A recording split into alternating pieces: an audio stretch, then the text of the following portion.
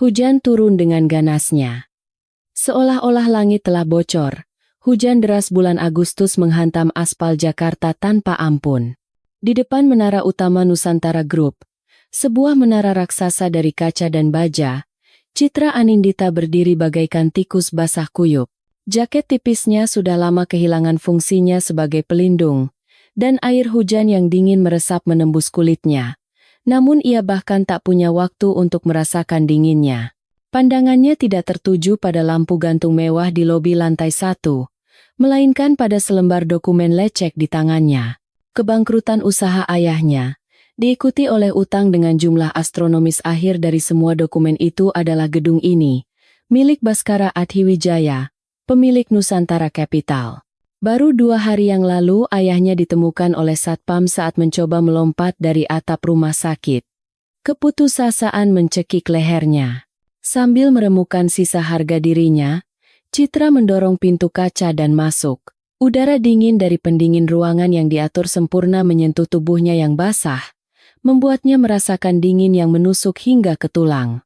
Petugas di meja resepsionis lobi memandangnya dari atas ke bawah dengan tatapan merendahkan, namun tak bisa menyembunyikan keterkejutannya di balik senyum mekanis saat Citra meminta untuk bertemu dengan Bapak Baskara Adhiwijaya. Selama proses konfirmasi melalui sekretariat, Citra melihat bayangan dirinya di lantai marmer. Tidak ada lagi mahasiswa penerima beasiswa di universitas ternama dengan masa depan yang cemerlang. Yang tersisa hanyalah Citra Anindita, putri seorang debitur bangkrut. Tak lama kemudian, seorang pria bernama Pak Budi turun dan mengantarnya ke lantai teratas. Keheningan yang menekan di antara mereka terasa lebih berat daripada tekanan yang dirasakan saat lift naik. Pintu ruang kerja direktur utama, yang konon lebih luas dari ruang rapat dewan direksi, terbuka. Seluruh ruangan itu adalah satu jendela kaca raksasa, memperlihatkan pemandangan kota Jakarta yang diguyur hujan deras. Dan di depan pemandangan itu, dengan punggung menghadap pintu, seorang pria berdiri di belakang meja mahoni yang besar. Putra mahkota Nusantara Group, Baskara Adhiwijaya. Ia berdiri tak bergerak, dan hanya aroma whisky yang samar-samar tercium di udara. Putri dari Pak Hartono? Suaranya rendah dan dingin, lebih terdengar seperti konfirmasi fakta daripada sebuah pertanyaan. Ia masih menatap keluar jendela. Sikap arogan itu memancing amarah dalam diri Citra, tetapi ia menahannya dengan menggigit bibir. Saat ini, ia bahkan tidak punya hak untuk marah. Ia menyodorkan dokumen basah itu ke depan dan membuka mulut dengan suara bergetar. Tolong, selamatkan ayah saya. Saya akan membayarnya, bagaimanapun caranya. Saya akan cuti kuliah. Sebelum kalimatnya selesai, pria itu perlahan berbalik. Setelan jas yang dijahit sempurna, rambut yang tertata rapi tanpa celah, dan di atas segalanya, sepasang mata dingin tanpa emosi. Pria itu menatap Citra dari ujung kepala hingga ujung kaki. Perlahan, tatapan itu seolah sedang menilai harganya. Kau tidak akan bisa membayarnya seumur hidupmu. Baskara Adhiwijaya melangkah ke mejanya dan mengambil dokumen itu. Tanpa melirik isinya, seolah sudah mengetahui segalanya. Ia merobek daftar utang yang dibawa Citra. Potongan-potongan kertas itu jatuh tak berdaya di kakinya. Bunganya terus bertambah setiap hari. Pak Hartono akan segera kehilangan segalanya. Dan setelah itu, dia akan masuk penjara. Saya akan melakukan apa saja. Citra berseru, nyaris berteriak. Ia siap untuk berlutut. Harga diri telah ia buang saat melihat ayahnya terbaring di ranjang rumah sakit, bergantung pada ventilator. Menatap mata Citra yang putus asa. Untuk pertama kalinya seulas senyum tipis namun lebih mirip seringai mengejek muncul di bibir Baskara. Ia mengeluarkan map dokumen lain dari laci mejanya dan mendorongnya ke arah Citra. Ada satu cara. Citra menatap dokumen itu dengan ekspresi bingung. Itu bukan rencana pembayaran utang. Di bawah judul kontrak kerja, tertulis pasal-pasal mendetail yang sangat padat. Saat Citra membalik halaman pertama, wajahnya menegang karena ngeri. Suaranya tercekat. Pihak kedua, Citra Anindita, Dipekerjakan sebagai asisten pribadi merangkap manajer rumah tangga untuk pihak pertama, Baskara Adhiwijaya. Namun, isinya bukanlah pekerjaan asisten rumah tangga biasa. Jangka waktu kontrak, 5 tahun. Siaga 24 jam sehari. Tinggal di kediaman yang telah ditentukan di dalam villa pribadi pihak pertama. Dilarang keras melakukan kontak dengan pihak luar atau meninggalkan villa tanpa izin. Ini sama saja dengan kontrak perbudakan. Sebut saja abdi pribadi, kata Baskara dengan nada mengejek. Ia bersandar di meja dan melipat tangannya. 5 tahun. Dengan syarat kau bekerja di rumahku sebagai abdi pribadiku, aku akan membekukan seluruh bunga utang ayahmu dan menangguhkan pembayaran pokoknya. Tentu saja, saat kau melarikan diri atau melanggar kontrak, semuanya akan kembali ke titik awal. Dan ayahmu akan langsung ditahan. Seluruh tubuh Citra gemetar karena amarah dan rasa malu.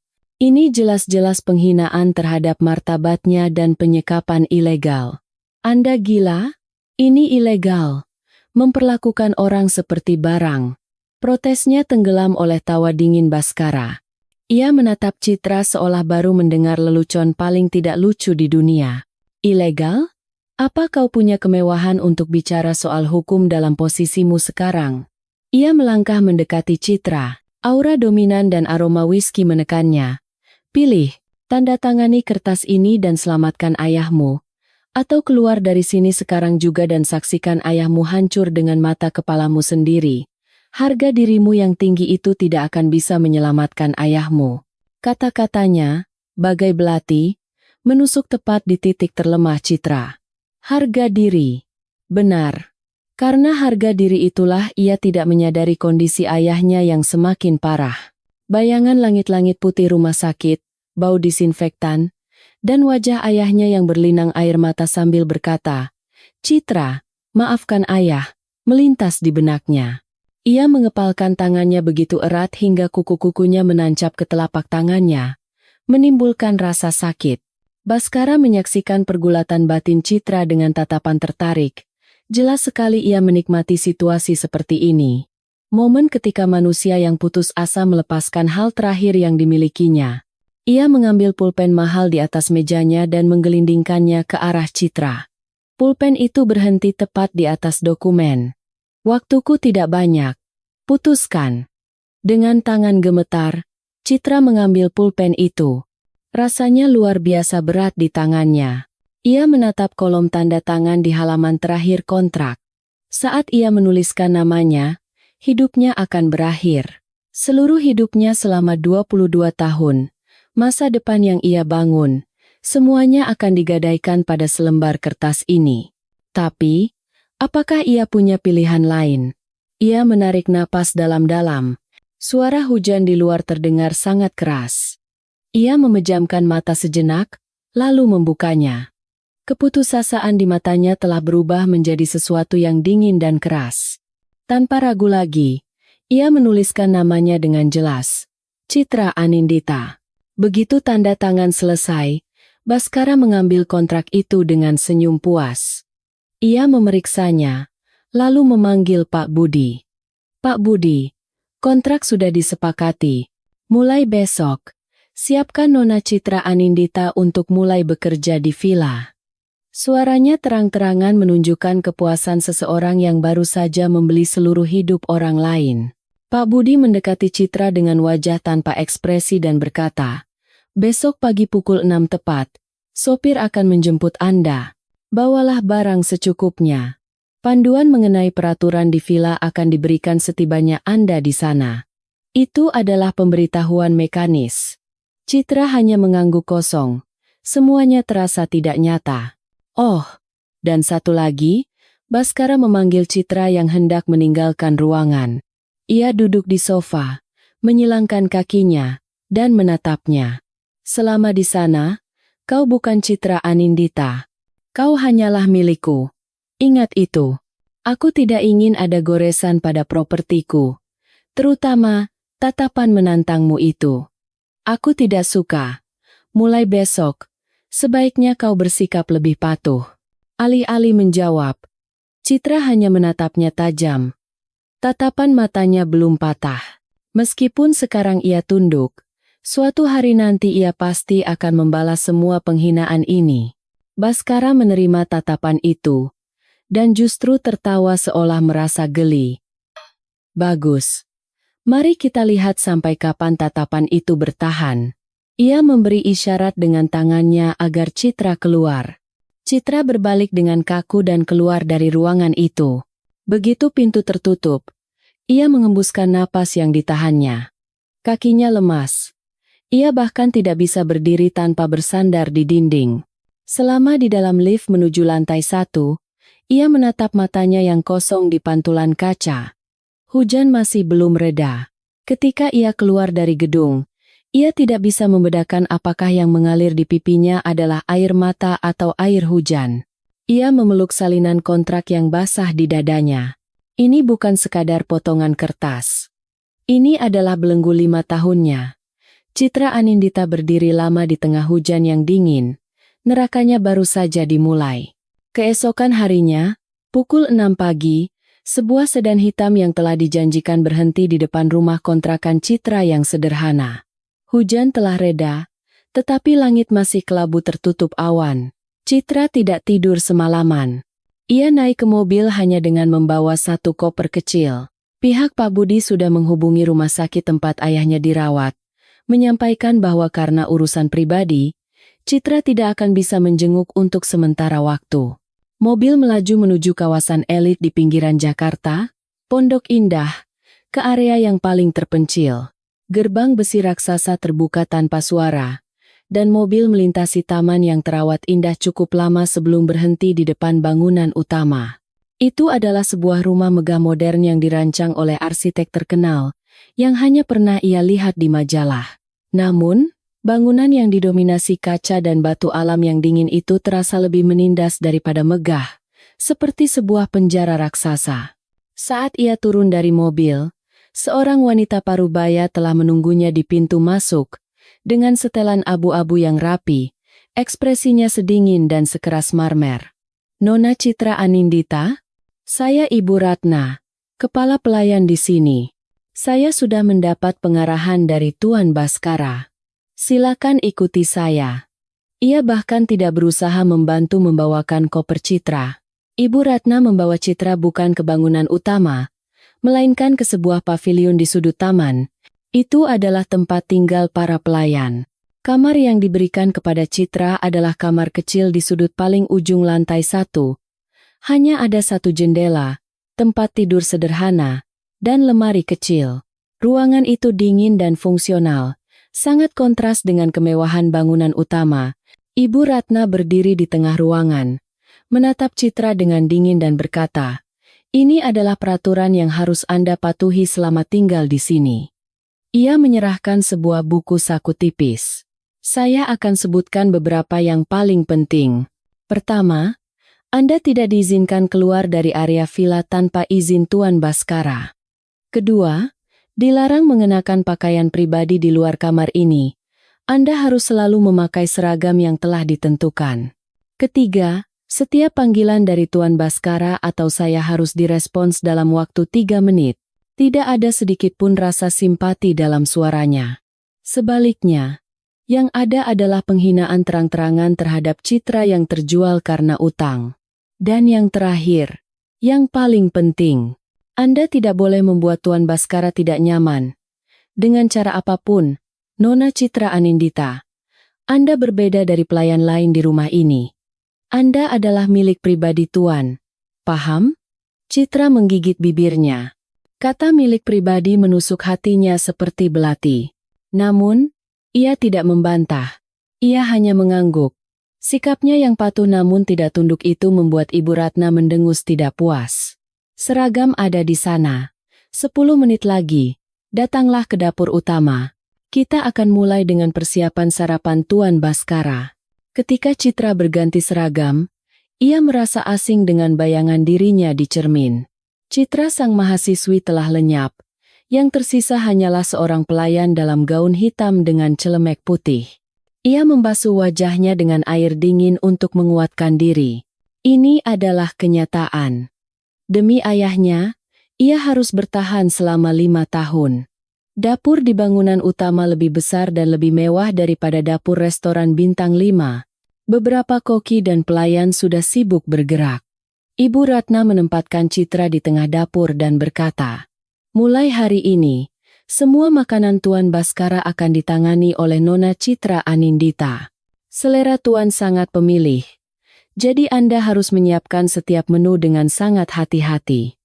Baskara sarapan tepat pukul 7 pagi. Ia duduk di meja makan sambil membaca koran, dan tidak melirik sedikit pun sampai Citra menyajikan hidangan pertamanya. Citra telah menyiapkan hidangan dengan tepat sesuai manual menu Baskara yang ia pelajari semalaman. Namun, Baskara hanya mengaduk-aduk makanan dengan garpu, lalu mendorongnya menjauh, "Bawa pergi." "Apakah ada masalah, Tuan?" tanya Citra hati-hati. Ia mengangkat pandangannya dari koran dan menatapnya. Itu adalah tatapan dingin yang sama seperti malam sebelumnya. "Jangan buat aku mengulanginya." "Bawa pergi." Suaranya rendah, tetapi merupakan perintah yang tidak bisa dibantah. Citra diam-diam membawa pergi makanan yang nyaris tak tersentuh. Ini baru permulaan. Siangnya, ia tiba-tiba meminta pasta.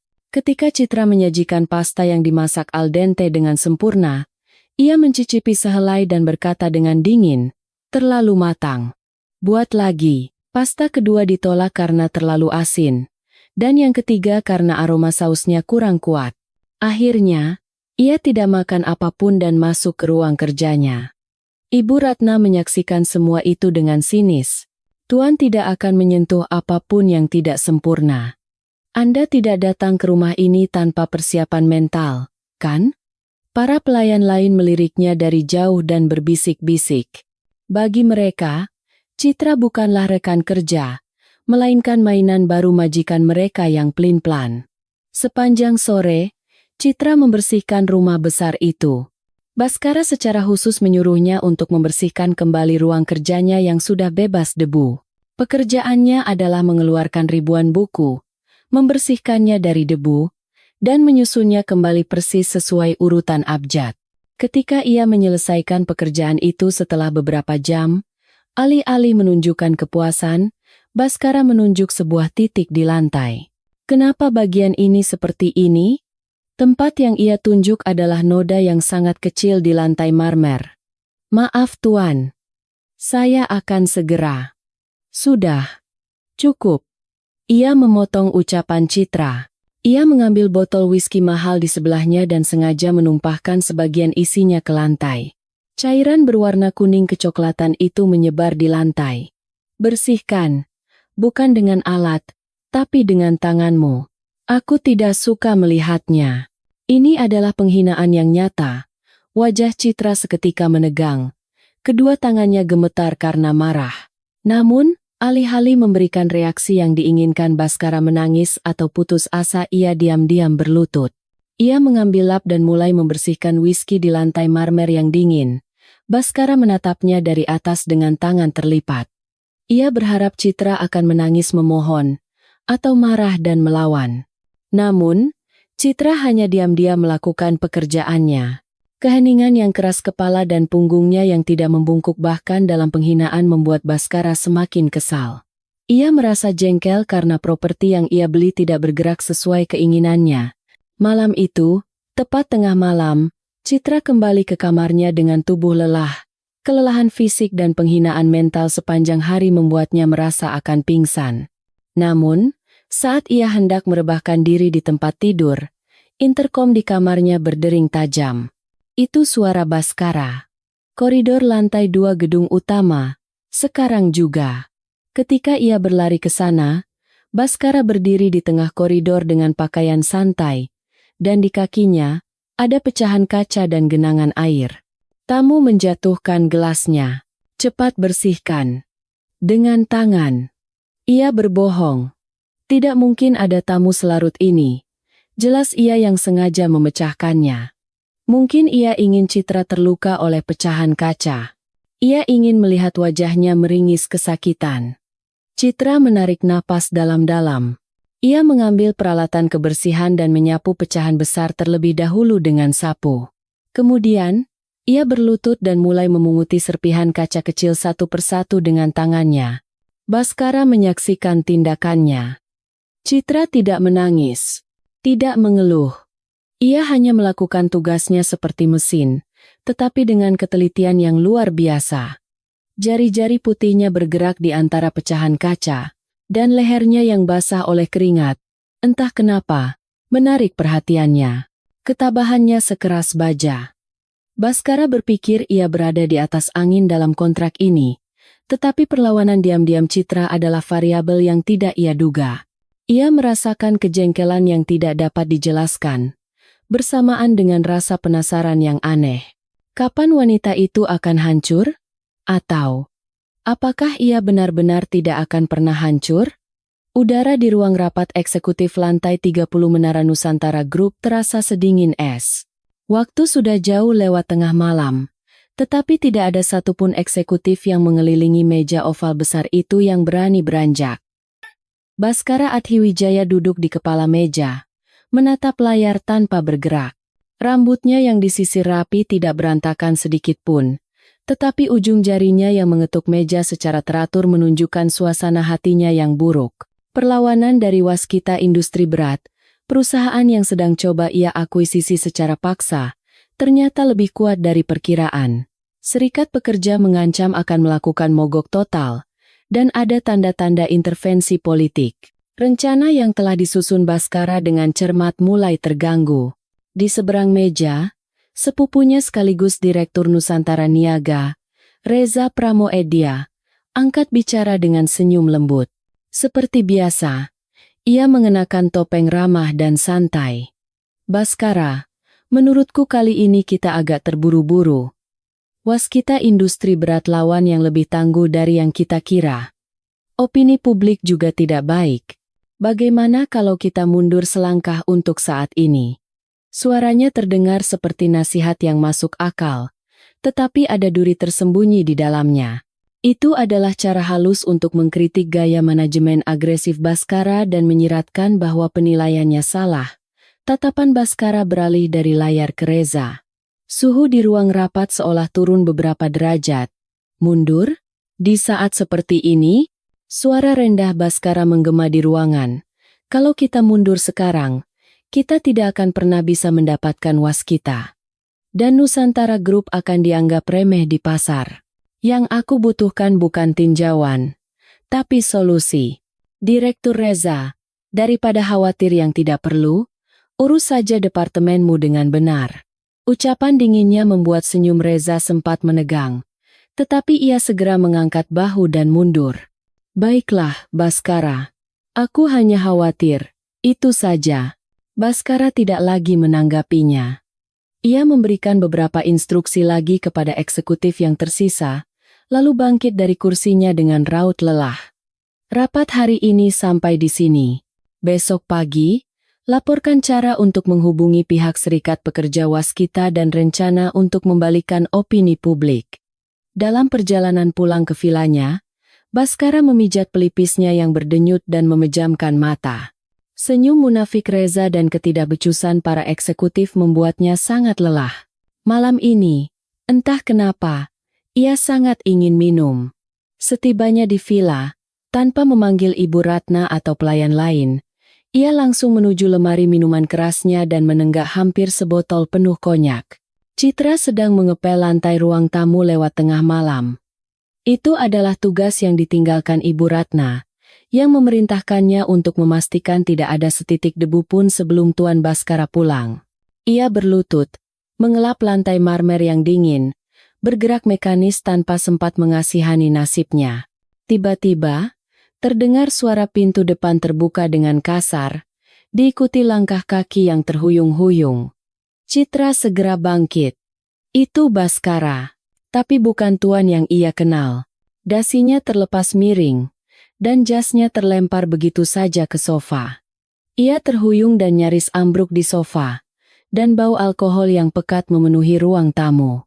Ia bersandar dalam-dalam di sofa dan mengusap wajahnya dengan kedua tangan. Citra menahan napas. Ia tegang, Tidak tahu alasan apa lagi yang akan digunakan Baskara untuk menyiksanya. Namun, Baskara tidak bergerak untuk waktu yang lama. Lalu, dengan erangan pelan, ia menggumamkan makian yang tidak jelas. Sialan. Para rubah tua itu. Dalam suaranya, alih-alih arogansi seperti biasa, tersirat kelelahan yang mendalam, kejengkelan, dan sedikit rasa kesepian. Citra berdiri membeku di tempatnya. Ini adalah pertama kalinya ia melihat Baskara dalam keadaan rentan seperti itu. Sebuah retakan pada pria yang selalu mengenakan baju zirah sempurna. Ia sepertinya bahkan tidak menyadari kehadiran Citra di sana. Ia bersandar di sofa, napasnya terengah-engah. Wajahnya yang pucat terlihat di bawah cahaya lampu. Citra ragu sejenak. Haruskah ia melapor pada Ibu Ratna? Atau diam-diam kembali ke kamarnya? Namun, ia teringat satu baris dari manual yang ia pelajari kemarin. Tuan Baskara bisa mengalami sakit kepala parah dan kram perut saat mabuk berat. Makanan pedas atau asam dilarang keras. Saat ini, rasa kewajibannya sebagai manajer rumah tangga yang tertulis di kontrak lebih besar daripada rasa takutnya. Ia berjalan tanpa suara ke dapur. Dapur itu gelap dan sunyi. Semua pelayan sudah pulang. Dengan cekatan, ia mencari bahan di kulkas. Ia adalah seorang mahasiswi kedokteran. Jadi ia memiliki pengetahuan dasar tentang pertolongan pertama dan manajemen kesehatan. Yang dibutuhkan Baskara sekarang bukanlah sup pereda pengar yang pedas, melainkan makanan hangat untuk melindungi perut dan meredakan efek alkohol. Ia mulai membuat air madu hangat dan bubur nasi untuk melindungi dinding lambungnya. Ia merebus beras dengan sabar hingga menjadi bubur lembut. Selagi bubur mendidih, ia menyiapkan teh jahe hangat dengan sedikit lemon, yang baik untuk meredakan mual. Gerakannya cepat dan tanpa ragu. Ini bukan karena simpati atau kasihan, ini hanyalah pekerjaannya. Beberapa puluh menit kemudian, ia kembali ke ruang tamu dengan nampan kecil berisi air madu hangat, semangkuk bubur, dan secangkir teh jahe. Baskara tampak nyaris tertidur di sofa. Citra dengan hati-hati membersihkan gelas-gelas kosong di meja dan meletakkan nampan. Ia ragu, haruskah ia membangunkannya? Saat ia menatapnya, mata Baskara tiba-tiba terbuka. Refleksnya seperti binatang buas. Meskipun mabuk, ia langsung menyadari kehadiran penyusup di wilayahnya. Tangannya melesat secepat kilat dan mencengkeram pergelangan tangan Citra dengan kasar. Siapa? Matanya buram, tetapi tatapannya tajam penuh kewaspadaan. Saya, Tuan. Citra. Citra meringis kesakitan, tetapi tidak berteriak. Cengkeramannya begitu kuat seolah akan menghancurkan pergelangan tangannya. Saya pikir Anda harus makan ini. Ia menunjuk nampan dengan dagunya. Tatapan Baskara beralih ke nampan, lalu kembali ke wajahnya. Ia masih belum melepaskan pergelangan tangannya. Siapa yang menyuruhmu melakukan ini? Ibu Ratna? Suaranya serak karena alkohol dan kelelahan, tetapi aura mengancamnya masih terasa. Bukan, Tuan. Saya lihat Anda mabuk berat, jadi sesuai manual. Citra berusaha menjawab dengan tenang. Jika Anda tidur sekarang, besok Anda akan sakit kepala parah. Perut Anda juga akan sangat tidak nyaman. Setidaknya minumlah air madu ini dulu. Baskara menatapnya lekat-lekat. Di mata Citra, tidak ada ketakutan, melainkan ketenangan seseorang yang sedang menjelaskan situasi. Ia mengira Citra akan bereaksi dengan menjilat atau gemetar ketakutan. Namun, Citra justru seperti dokter yang merawat pasien, secara profesional mendiagnosis kondisinya dan menawarkan solusi. Perlahan, ia melepaskan pergelangan tangan Citra. Keheningan yang aneh menyelimuti mereka. Manual. Ia mendengus. Rupanya kau menghafal hal-hal seperti itu. Abdi yang sangat setia. Ia bangkit duduk dan memijat pelipisnya. Sakit kepala yang parah mulai menyerang. Ia menatap mangkuk bubur di nampan. Ini apa? Bubur nasi, Tuan. Untuk melindungi lambung Anda. Dan ini teh jahe. Untuk meredakan. Penjelasan Citra terus berlanjut. Baskara tidak memotongnya. Ia meminum seteguk air madu. Cairan hangat dan manis itu mengalir melalui tenggorokannya yang terasa terbakar. Tanpa kata, ia mengangkat mangkuk bubur dan menyuap sesendok. Ia tidak mengatakan apa-apa. Citra tidak mengharapkan kata-kata seperti enak atau terima kasih. Tapi, ia juga tidak mendorong mangkuk itu menjauh. Perlahan, tanpa bicara, ia menghabiskan hampir seluruh isi mangkuk. Citra berdiri di sampingnya menunggu sampai ia selesai makan. Ketika Baskara meletakkan mangkuk kosong, Citra mengulurkan tangan untuk mengambil nampan. Pergi. Baskara menahan tangan Citra yang hendak mengambil nampan. Suaranya masih kasar dan memerintah, tetapi rasa jijik yang tajam seperti biasanya sedikit berkurang. Citra menunduk dalam diam dan mundur. Saat ia hampir sampai di pintu ruang tamu, suara rendah Baskara terdengar dari belakang punggungnya. Terlalu hambar. Citra berhenti sejenak. Itu adalah keluhan, tetapi anehnya terdengar berbeda dari perintah. Bawa pergi semalam. Itu lebih seperti komentar sederhana daripada kritik. Tanpa berbalik, ia menjawab, "Baik, Tuan. Lain kali akan saya tambahkan sedikit garam." Lalu ia diam-diam keluar dari ruang tamu. Baskara, yang kini sendirian, menatap mangkuk bubur yang kosong.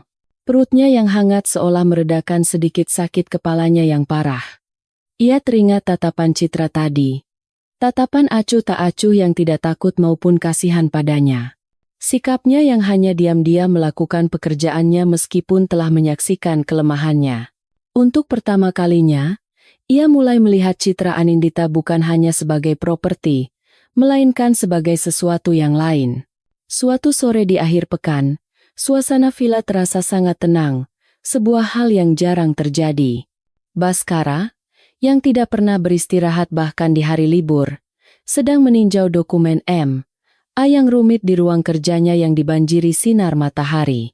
Citra sedang menyiapkan teh untuknya dan, atas perintahnya, menyortir buku-buku tua di sudut ruangan. Sejak insiden bubur, Baskara berhenti menyiksanya secara terang-terangan. Sebaliknya, ia lebih sering menempatkan Citra dalam jangkauan pandangannya dan memberinya tugas-tugas yang lebih rumit tanpa banyak bicara. Keheningan pecah oleh suara bel pintu. Karena Ibu Ratna sedang keluar, Citra yang memeriksa interkom. Wajah di layar tampak asing, tetapi setelan jas mahal dan senyum santainya menunjukkan bahwa ia bukan tamu biasa. "Tuan Baskara, ada tamu untuk Anda." Saat ia memberitahu ruang kerja, Baskara mengerutkan kening. "Biarkan dia masuk." Tak lama kemudian, seorang pria jangkung dengan kesan ramah masuk ke ruang kerja. Ia memancarkan pesona yang berlawanan dengan Baskara. Jika Baskara adalah es yang tajam dan dingin, pria ini seperti angin musim semi yang hangat dan elegan. "Baskara, akhir pekan pun masih kerja saja. Pantas saja Nusantara Group tidak pernah lepas dari tanganmu." Pria itu tertawa akrab dan duduk dengan santai di sofa. Dia adalah Reza Pramoedia. Baskara, tanpa mengalihkan pandangan dari dokumennya, menjawab dengan dingin. "Langsung ke intinya saja, Direktur Reza. Aku sibuk." Suaranya tidak menunjukkan sedikit pun keramahan terhadap sepupunya. Reza mengangkat bahu, seolah sudah terbiasa dengan sikap itu. "Aku datang karena masalah waskita industri berat. Dewan direksi cukup tidak senang dengan keputusan sepihakmu. Aku pikir aku harus menjadi penengah, kan?" Tepat saat itu, tatapan Reza beralih ke Citra yang sedang diam-diam merapikan buku di sudut ruangan. Matanya menyipit seolah menemukan mangsa yang menarik. Ia mengabaikan ucapan Baskara sejenak dan bangkit untuk mendekati Citra perlahan. Alis Baskara semakin mengerut. Reza berhenti tepat di depan Citra.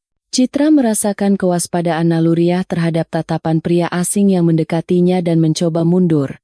Tetapi rak buku menghalanginya. "Oh, maafkan saya. Saya Reza Pramoedia, kakak sepupu Baskara." Ia tersenyum lembut dan mengulurkan tangannya. Tatapannya secara terang-terangan menyapu wajah dan seragam Citra. Alih-alih menyambut tangannya, Citra hanya menundukkan kepala sedikit. "Citra Anindita Pak." Suaranya rendah dan formal. Ia merasakan ada sesuatu yang tersembunyi di balik topeng ramah pria ini. Saya sedang bekerja atas perintah Tuan Baskara. Ia mencoba menjaga jarak dengan sopan namun tegas. Nona Citra Anindita. Reza sepertinya menikmati sikapnya. Membiarkan wanita secantik ini berdebu di sudut seperti ini. Entah Baskara tidak punya mata, atau seleranya terlalu mewah. Kata-katanya terdengar seperti pujian, tetapi nuansa yang memperlakukan Citra sebagai objek sangat jelas. Bagaimana kalau kau buatkan secangkir teh? Ia hendak meletakkan tangannya dengan ringan di bahu Citra.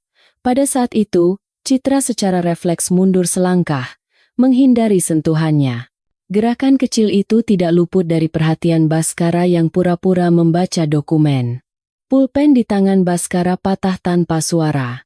Reza tertawa tanpa menunjukkan rasa malu. Wah, lumayan galak juga. Ya, aku suka. Ia melangkah lebih dekat lagi ke Citra dan merendahkan suaranya. Apakah Baskara sering menyiksamu? Sifatnya memang keterlaluan. Kalau ada masalah, katakan saja padaku kapanpun. Aku jauh lebih sopan daripada dia. Itu adalah provokasi yang jelas. Godaan untuk Citra sekaligus ejekan untuk Baskara. Sebelum Citra bisa menjawab, suara sedingin es datang dari belakangnya. Direktur Reza. Baskara bangkit dari kursinya. Ia perlahan mendekati mereka berdua. Wajahnya tanpa ekspresi, tetapi matanya membara karena amarah. Apa yang kau lakukan di ruang kerjaku? Pada orangku. Kata orangku diucapkan dengan penekanan yang bahkan tidak disadari oleh Baskara sendiri. Reza akhirnya berbalik menghadap Baskara. Ia masih belum menghapus senyum santainya. Jangan salah paham, Baskara. Aku hanya menyapa karyawan baru. Tapi, reaksimu agak berlebihan, bukan? Apakah mungkin? Tatapan Reza berpindah-pindah antara Baskara dan Citra dengan licik. Dia karyawan yang sangat kau sayangi? Kata-kata itu menjadi pemicunya. Baskara tidak bisa menahan diri lagi. Ia melewati Reza dan mencengkeram lengan Citra dengan kasar. Lalu ia menariknya ke belakang punggungnya. Tarikannya begitu kuat hingga Citra terhuyung dan menabrak punggungnya. Ugh! Citra menahan napas karena rasa sakit dan keterkejutan yang tiba-tiba. Cengkeraman Baskara di pergelangan tangannya seperti rantai besi. Kembali ke dapur. Perintah Baskara tanpa menoleh ke arah Citra. Suaranya rendah dan syarat amarah. Dan jangan keluar sampai aku panggil. Di rumahku, kau tidak perlu bicara dengan siapapun tanpa izinku. Ini adalah penghinaan pribadi.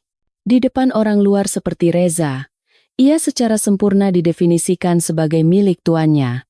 Wajah Citra memerah karena malu, tetapi ia mengatupkan giginya dan menunduk. Baik, Tuan. Ia mencoba melepaskan lengannya dari cengkeraman Baskara, tetapi Baskara tidak melepaskannya. Baskara. Suara Reza penuh tawa. Kau mencengkeramnya terlalu erat, bukan? Bisa-bisa patah. Padahal itu barang yang sangat kau sayangi. Baskara baru menyadari kekuatan cengkeramannya dan dengan kasar melepaskan lengan Citra. Citra terhuyung sejenak lalu bergegas keluar dari ruang kerja. Bekas jari merah terlihat jelas di pergelangan tangannya. Setelah Citra menghilang, hanya ketegangan di antara kedua pria itu yang tersisa. Baskara menatap Reza tajam. Jangan sentuh milikku, entah itu orang atau barang. Peringatannya bahkan mengandung hawa membunuh. Reza tersenyum puas, menyadari bahwa ia akhirnya berhasil meretakkan kendali sempurna Baskara. Baiklah, baiklah. Tidak perlu semarah itu. Reza kembali duduk di sofa. Aku hanya tertarik pada sebuah mainan, tapi tidak menyangka pemiliknya akan bereaksi sesensitif ini. Lagi pula, aku tidak tahu kau suka tipe seperti itu. Dia terlihat cukup tegar. Ia telah mengidentifikasi titik lemah Baskara dengan tepat. Baskara tidak lagi melanjutkan percakapan dengannya. Ia kembali ke mejanya dan menekan interkom. Pak Budi, antar Direktur Reza keluar. Dan sampaikan pada Dewan Direksi. Masalah waskita industri berat akan aku selesaikan dengan caraku. Jika ada yang keberatan, Suruh mereka menemuiku langsung. Itu adalah pemberitahuan sepihak. Reza mengangkat bahu dan bangkit. Dasar terburu-buru. Baiklah. Aku sudah dapat tontonan yang menarik hari ini, jadi aku akan mundur. Setelah Reza pergi dan Baskara kembali sendirian di ruang kerjanya, ia melempar pulpen yang patah ke meja dengan kesal. Ia tidak bisa memahami tindakannya sendiri. Provokasi Reza bukanlah hal baru. Tapi mengapa, khusus untuk hal yang menyangkut citra Anindita, amarahnya seolah tak terkendali. Ia teringat pergelangan tangan ramping citra yang ia cengkeram tadi. Ia mencoba merasionalisasi tindakannya. Ia hanya tidak suka orang lain menyentuh miliknya. Ia hanya tidak bisa mentolerir pelanggaran terhadap kendalinya. Namun, tatapan licik Reza saat menatap citra, dan suaranya saat mengatakan bahwa ia lebih sopan, terus terngiang di benaknya. Perasaan tidak menyenangkan dan menjijikan. Ia belum mau mengakui bahwa itu adalah cemburu primitif yang melampaui sekadar rasa memiliki. Ia berusaha mengabaikan fakta bahwa perasaannya mulai melampaui pasal-pasal dalam kontrak. Ia menekan interkom lagi. Citra Anindita. Masuk ke ruanganku sekarang. Ia harus melampiaskan emosi yang membingungkan ini padanya lagi, untuk memastikan bahwa hubungan mereka hanyalah tuan dan budak. Ruang kerja Baskara telah kembali tenang sebelum ia memanggilnya, tetapi udaranya penuh dengan ketegangan yang pekat. Citra Anindita kembali ke ruang kerja setelah Reza pergi. Atas panggilannya, di pergelangan tangannya, bekas jari merah dari cengkeraman kasarnya masih terlihat jelas. Baskara melihat bekas itu, tetapi sengaja mengalihkan pandangannya ke dokumen-dokumen yang berserakan di mejanya. Ia tidak bisa menerima gejolak emosinya. Kemarahan pada Reza yang berani menyentuh miliknya, dan kejengkelan pada dirinya sendiri yang tidak bisa mengendalikan amarah di depan citra, bercampur aduk. Untuk mengabaikan sumber emosi ini, ia memilih cara untuk menekannya lagi. Ia menunjuk sebuah lemari pajangan di sudut ruang kerja. Piala-piala di sana, lap semuanya lagi dengan pengilap. Di sana, piala-piala penghargaan manajemen yang ia terima selama bertahun-tahun terpajang tanpa setitik debu pun. Semuanya sudah dilap dengan sempurna. Ini jelas merupakan perintah yang tidak perlu dan jahat, untuk menutupi kegelisahannya di depan Reza. Ia ingin memastikan kepatuhan Citra untuk mendapatkan kembali kendalinya. Tanpa menjawab, Citra menunduk, mengambil peralatan pembersih, dan berlutut di depan lemari pajangan. Ia diam-diam mulai mengeluarkan piala yang sudah berkilauan satu persatu dan mengelapnya dengan kain lembut. Keheningannya membuat Baskara semakin gelisah. Ia ingin Citra mengeluh, atau menangis ketakutan. Tapi Citra hanya melakukan pekerjaannya. Saat itu, bel pintu berbunyi lagi. Baskara memeriksa interkom dengan kesal.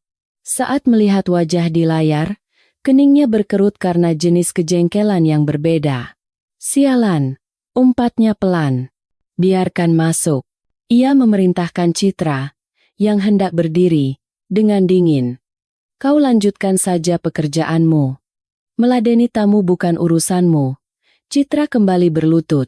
Tak lama kemudian, suara sepatu hak tinggi yang berisik menggema di koridor dan pintu ruang kerja terbuka dengan kasar. Baskara, akhir pekan kau tidak menelepon. Tahu tidak aku sudah menunggu berapa lama? Seorang wanita mengenakan jaket tweed Chanel yang mewah melangkah masuk. Ia berdandan sempurna dari ujung kepala sampai ujung kaki. Tetapi wajah cantiknya penuh dengan arogansi dan ketidakpuasan. Dia adalah Clara Santoso, putri tunggal pemilik Bio Farma Sentosa, perusahaan yang sedang dalam pembicaraan perjodohan dengan Nusantara Group. Ia bertingkah seolah gelar tunangan Baskara Adhiwijaya sudah menjadi miliknya. Ia dengan santai mendekati meja Baskara dan mencoba bergelayut di lengannya. Baskara dengan lihai menghindari sentuhannya dan bersandar lebih dalam di kursinya. Ada apa?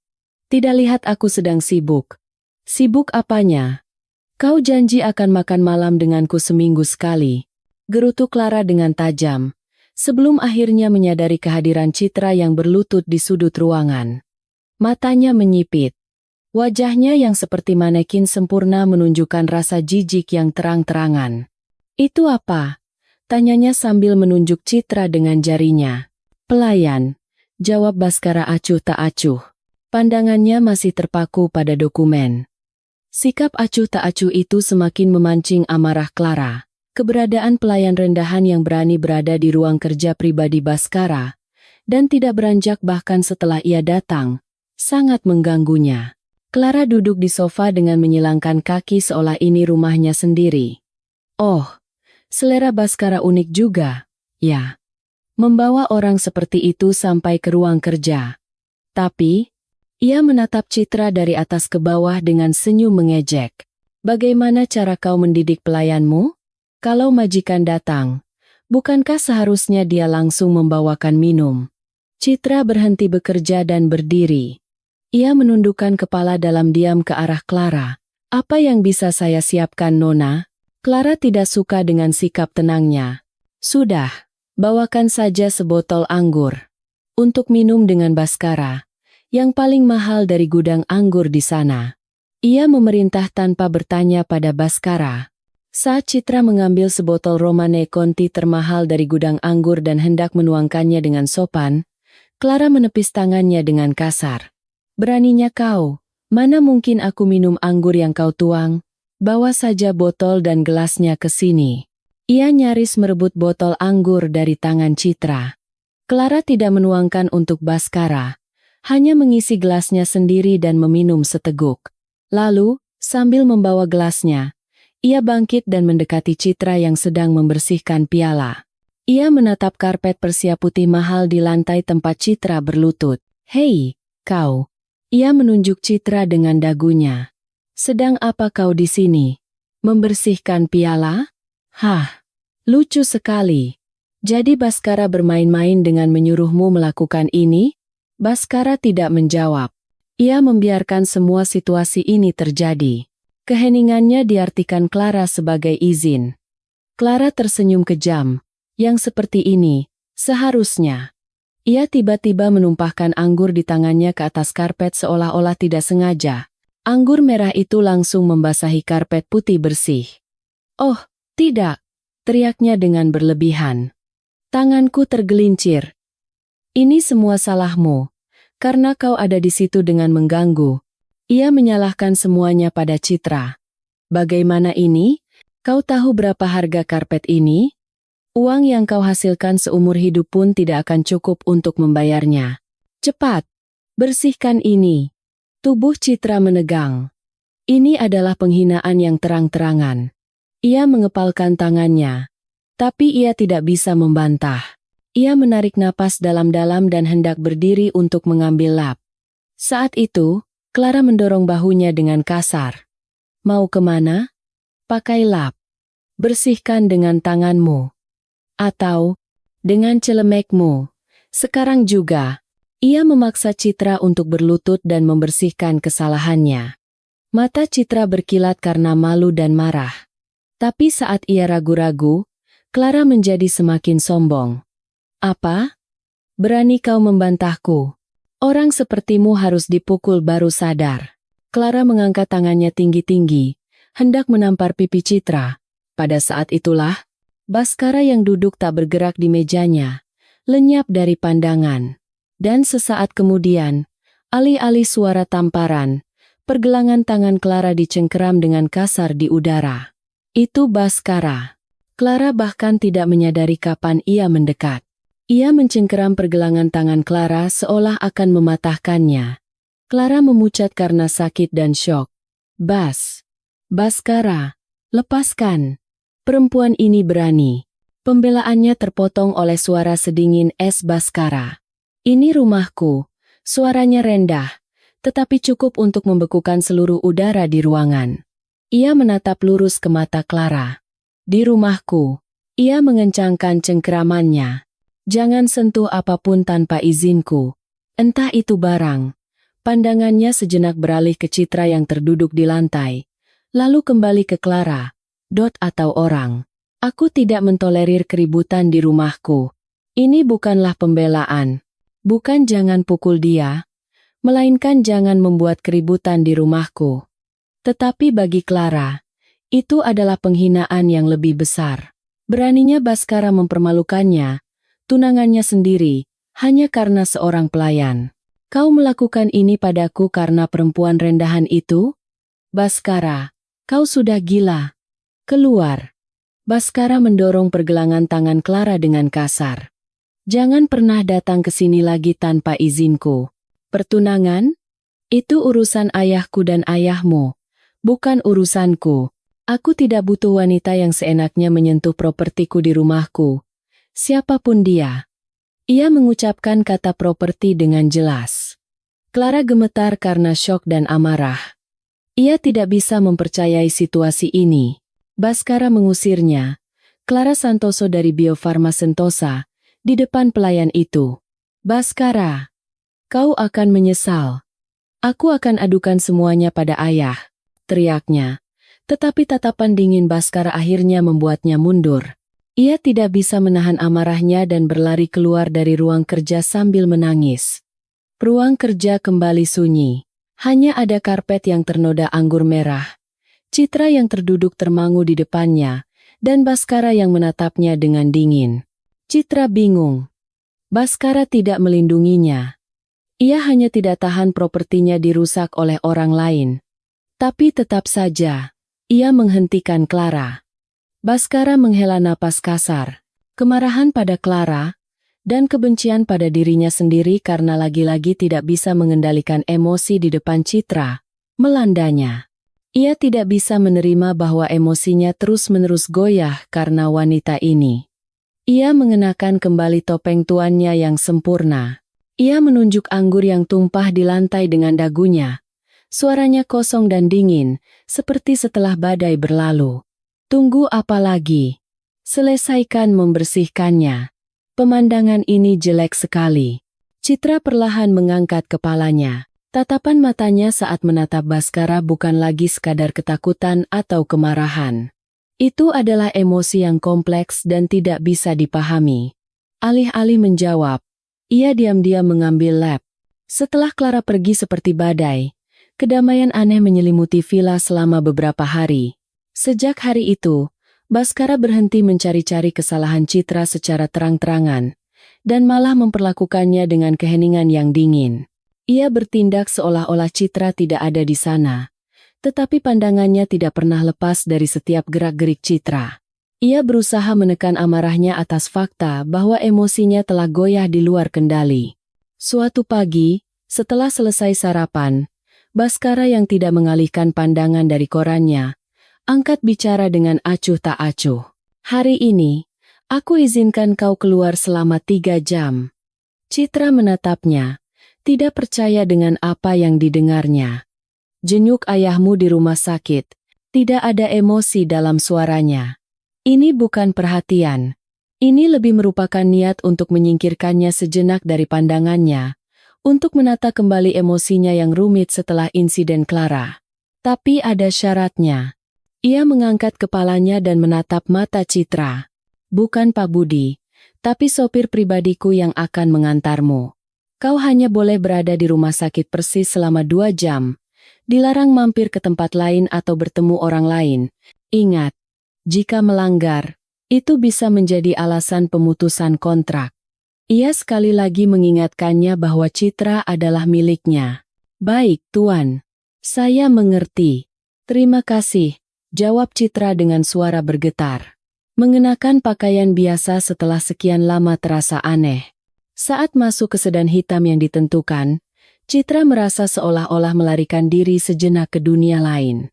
Meninggalkan rumah megah di Pondok Indah dan memasuki pusat kota Jakarta, ia melihat kehidupan sehari-hari orang biasa. Ia sangat merindukan kebebasan itu. Sopir, sesuai perintah Baskara, hanya mengemudi dalam diam tanpa mengucapkan sepatah kata pun. Rumah sakit masih dipenuhi bau disinfektan dan udara yang berat. Citra menuju bangsal kelas 3 tempat ayahnya dirawat. Ayahnya terlihat lebih kurus, menatap kosong keluar jendela. Ayah. Suara Citra membuat Pak Hartono terkejut dan menoleh padanya. Citra, kamu, bagaimana bisa ke sini? Ia memegang tangan putrinya, tak mampu berkata-kata. Aku menyempatkan diri sebentar. Ayah. Ayah baik-baik saja? Citra berusaha tersenyum ceria. Ia tidak tega mengatakan bahwa ia bekerja sebagai abdi. Ia hanya berbohong dengan mengatakan bahwa Direktur Utama Nusantara Group secara khusus merekrutnya sebagai asisten pribadi merangkap manajer rumah tangga. Ayahnya melihat wajah putrinya yang pucat dan bekas memar-samar di pergelangan tangannya, tetapi ia berusaha mengabaikannya dan mengangguk. Keheningan canggung menyelimuti mereka. Ayahnya tampak gelisah, seolah dikejar sesuatu. "Ayah, apa ada masalah?" Ayah terlihat tidak sehat. Saat Citra bertanya dengan cemas, Pak Hartono menepisnya. "Tidak, tidak apa-apa. Ayah hanya senang kau datang. Citra, sebaiknya kau kembali. Ayah baik-baik saja." Ia mendesak putrinya untuk segera meninggalkan kamar. Citra merasa ada yang aneh dengan sikap ayahnya, tetapi ia tidak bisa bertanya lebih jauh.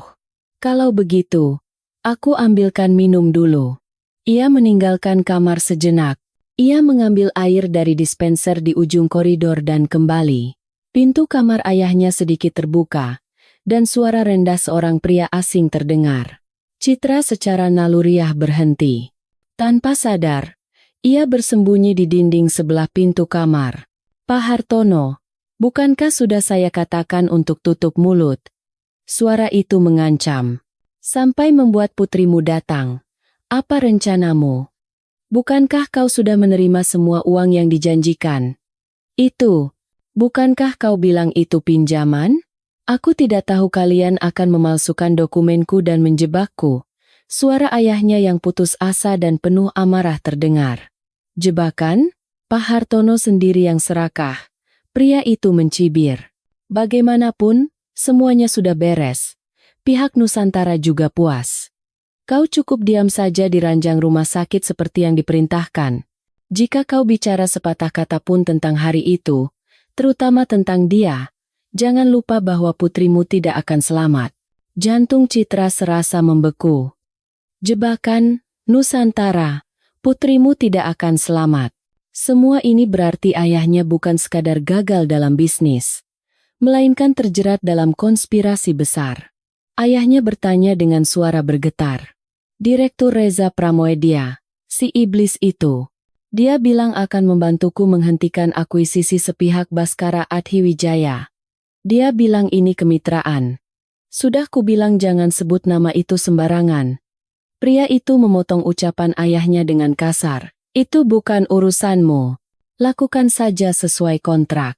Kami tahu di mana putrimu sekarang dan apa yang dia lakukan." Langkah kaki pria itu mendekat ke pintu. Citra bergegas bersembunyi di tangga darurat di tikungan koridor. Seorang pria berjas hitam keluar dari kamar, melihat sekeliling, lalu pergi dengan santai. Citra mengingat dengan jelas wajah pria itu yang tajam dan matanya yang dingin. Dengan kaki gemetar, ia bersandar di dinding tangga darurat. Pikirannya kosong. Reza Pramoedya, sepupu Baskara, pria yang mendekatinya dengan topeng ramah. Semua kepingan teka-teki mulai menyatu. Kebangkrutan ayahnya adalah korban dari perebutan kekuasaan antara Baskara dan Reza.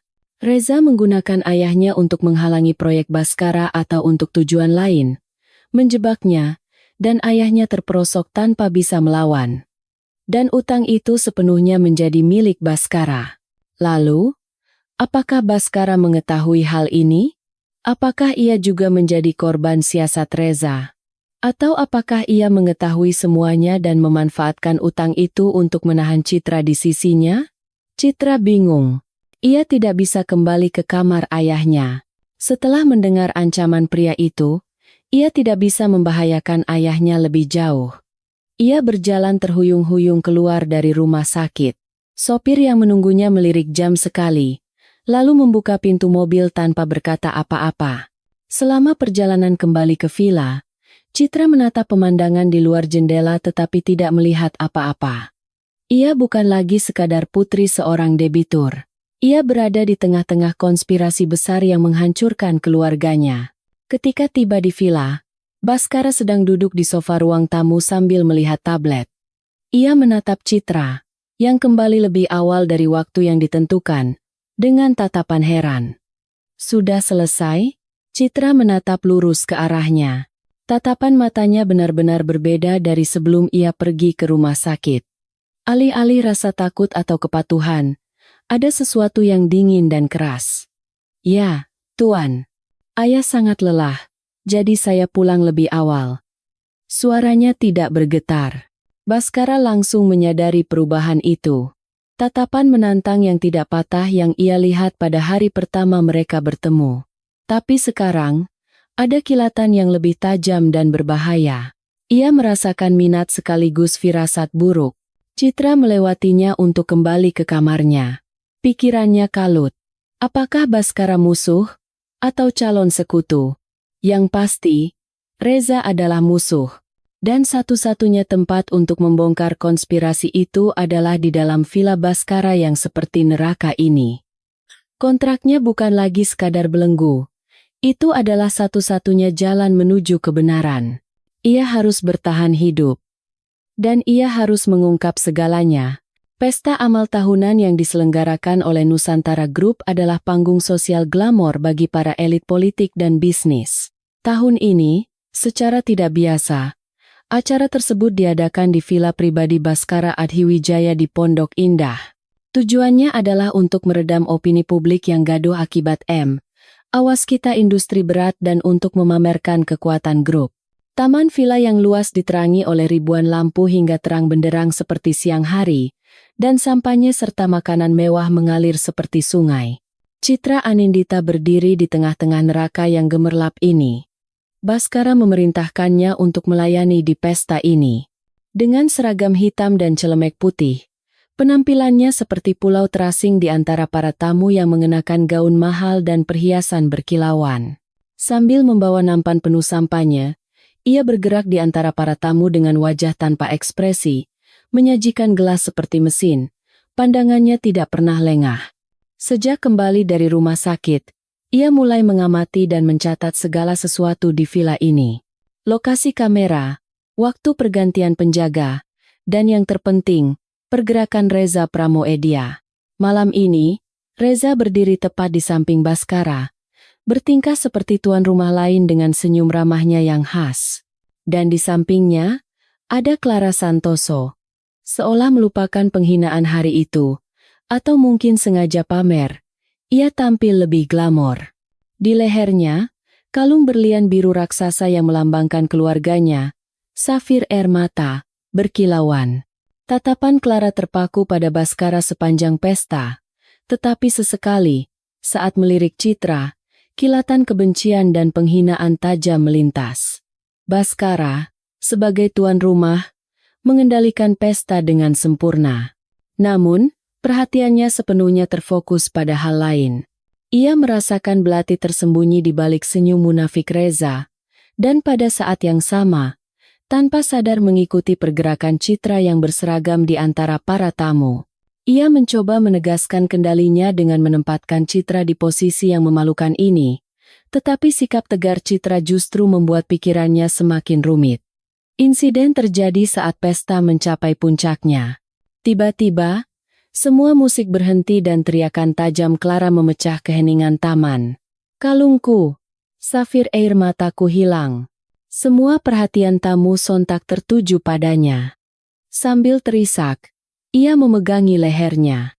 Itu adalah perhiasan bernilai miliaran rupiah, simbol dari Bio Farma Sentosa. Reza adalah yang pertama mendekatinya, merangkul bahunya, dan menenangkan orang-orang. Hadirin sekalian, mohon tenang sejenak.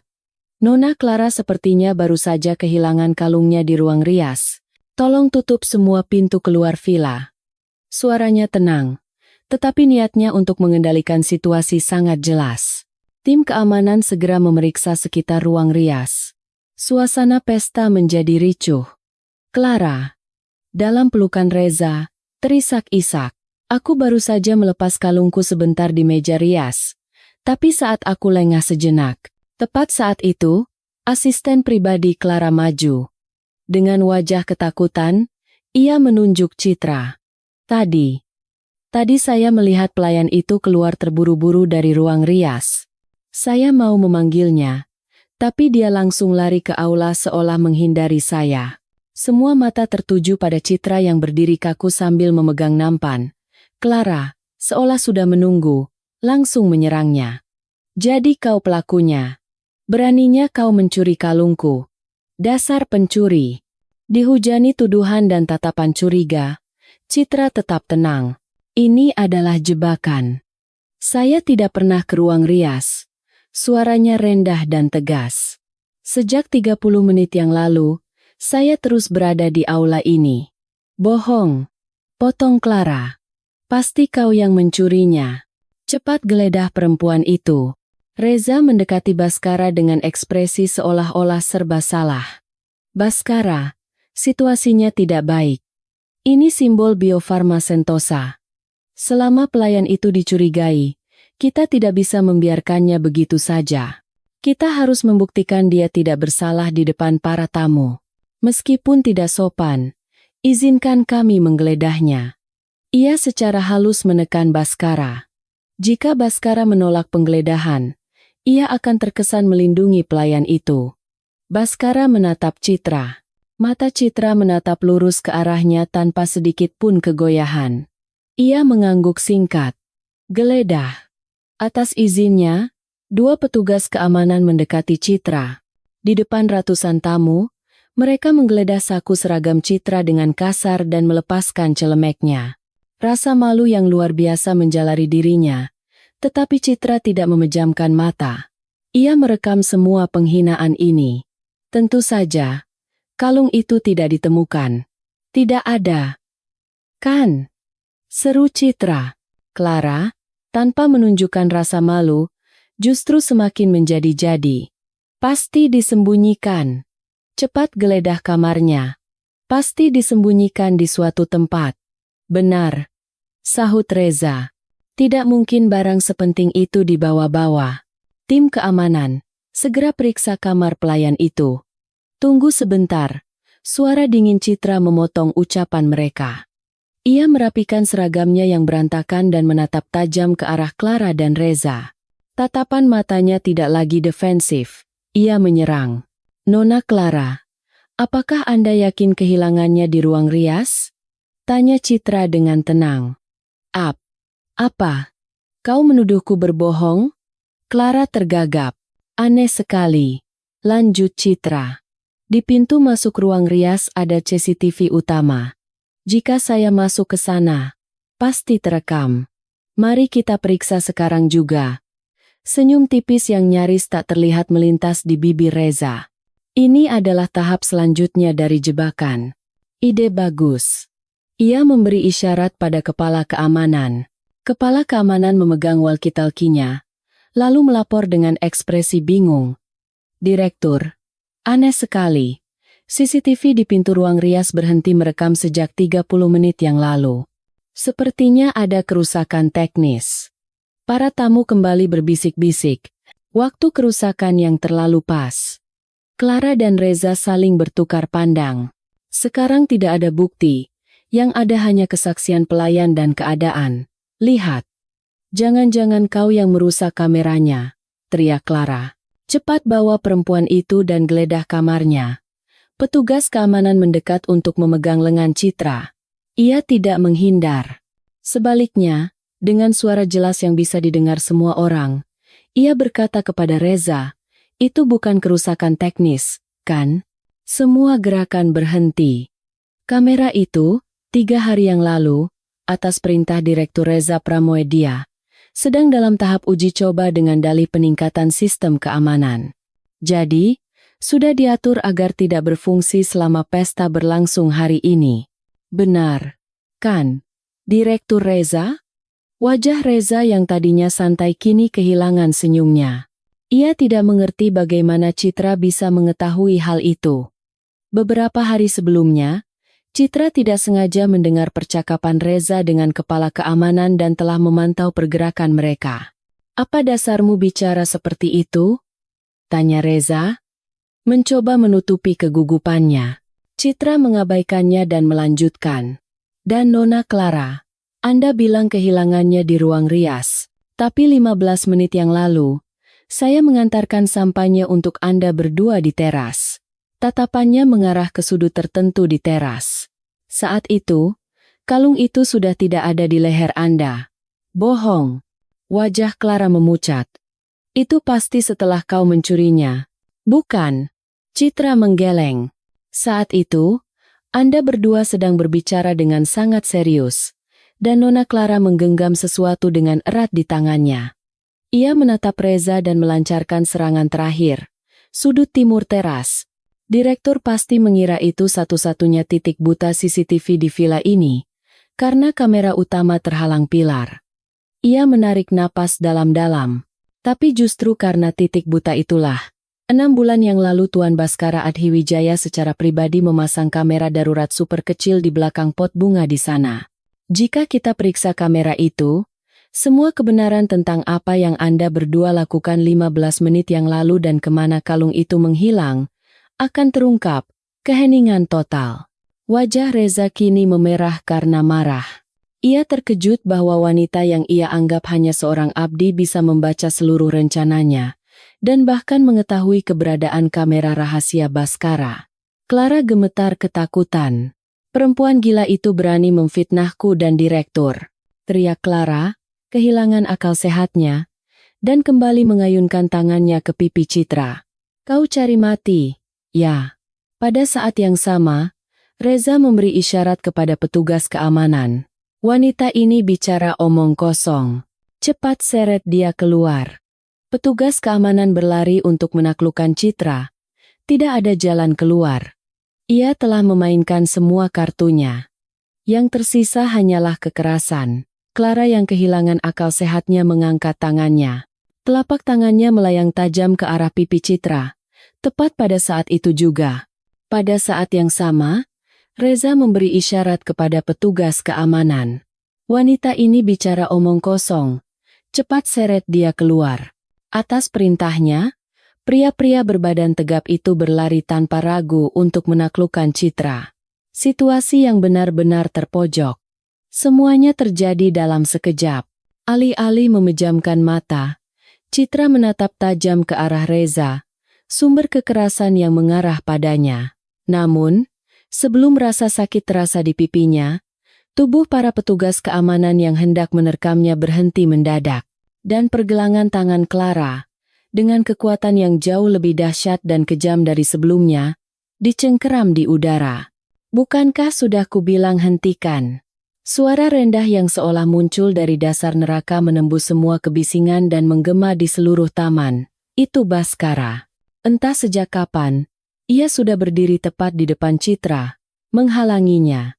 Punggungnya menjadi perisai sempurna bagi Citra, dan ia menatap Clara sambil mencengkeram pergelangan tangannya seolah akan mematahkannya. Baskara. Clara menjerit kesakitan dan kebingungan. Ini. Perempuan ini. Baskara. Reza pun ikut berteriak panik. Sadar. Perempuan ini sedang memfitnah kita semua. Baskara mendorong pergelangan tangan Clara dengan jijik, lalu perlahan berbalik menghadap Reza. Matanya membara karena amarah, tetapi ekspresinya luar biasa dingin. Ia menyapu pandangannya ke arah Reza, para petugas keamanan yang mengikutinya, dan Clara yang ketakutan. Lalu, kepada ratusan tamu yang berkumpul, tetapi secara spesifik ditujukan kepada Reza, ia menyatakan, "Atas izin siapa?" Suaranya rendah, tetapi terdengar jelas di telinga semua orang seolah menggunakan mikrofon. "Atas izin siapa kalian menyentuh orangku?" Keheningan total. Tak ada satupun suara napas terdengar. "Orangku." Kata yang ia gunakan bukanlah propertiku atau pelayanku. Orangku. Bobot, rasa kepemilikan, dan niat melindungi yang terang-terangan dalam kata-kata itu membuat semua orang di pesta membeku. Citra pun, dari balik punggungnya yang lebar, menahan napas. Jantungnya mulai berdebar kencang.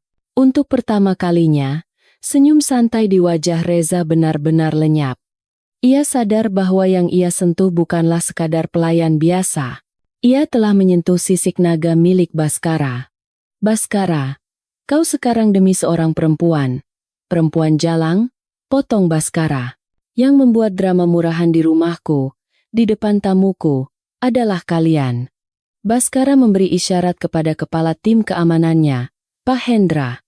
Pak Hendra, sekarang juga, putar rekaman kamera darurat nomor 6 di teras timur ke layar utama itu.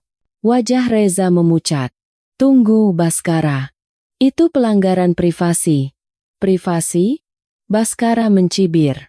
Percobaan pencurian dan tuduhan palsu yang terjadi di rumahku kau sebut privasi? Pak Hendra. Gerakan tangan Pak Hendra cepat. Tak lama kemudian, layar raksasa yang tadinya menampilkan status dana amal berkedip-kedip, lalu berubah menjadi tayangan video yang jernih. 15 menit yang lalu, di titik buta teras.